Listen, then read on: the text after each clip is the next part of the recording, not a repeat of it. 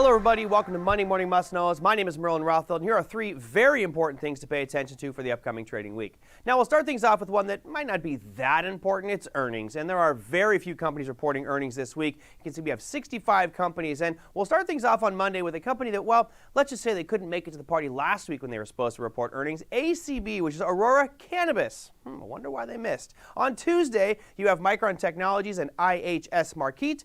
Wednesday brings us Jabal Circuit and Commonwealth Bank. And Thursday, you have McCormick, you have Bed Bath & Beyond, Paychex, and CarMax. And Friday, you've got nothing going on. And that is just your simple earnings. Again, 65 companies reporting this week. Very light, but some of those might be in your portfolio, so expect some volatility in those securities.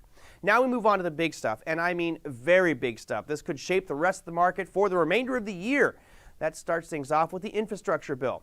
On Monday, there's a self-imposed deadline for the vote for the infrastructure bill, which at this point could be a couple $1 trillion going into various sectors of the economy.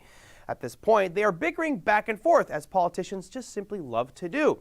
Now, of course, as this goes on, we'll see where this money might be allocated, which pieces are going to be added to the bill or pieces might be removed. Do we get a vote on Monday?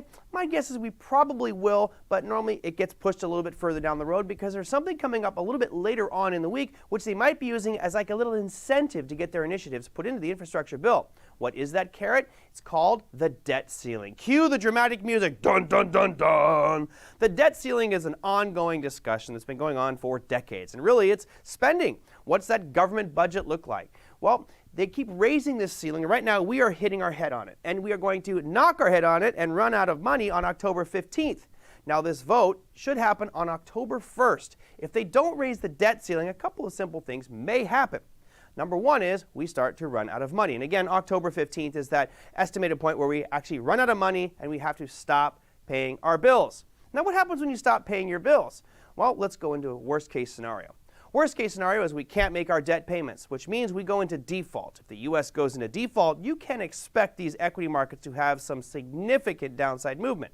But let's be honest, they're probably not going to go into default. We'll probably find ourselves somewhere in the middle where there'll be some negotiations. They'll probably raise that debt ceiling. The question is, when are they going to raise it? Do they continue to hold the line a little bit and maybe we go to November 1st and we get a 15-day government shutdown or a 1-month government shutdown? Or do we go to December, maybe even longer? Or is it settled right on October 1st?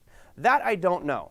But the debt ceiling combined with the infrastructure bill is going to do one thing for certain, and that is add a tremendous amount of volatility, both up and down, to our equity markets, our futures markets, and even those options markets as well. So there's a lot of volatility to be expected this week. It's going to be very exciting. Make sure you practice good risk management and use your supply and demand that you learn at All In Trading Academy to help protect yourself in these volatile markets.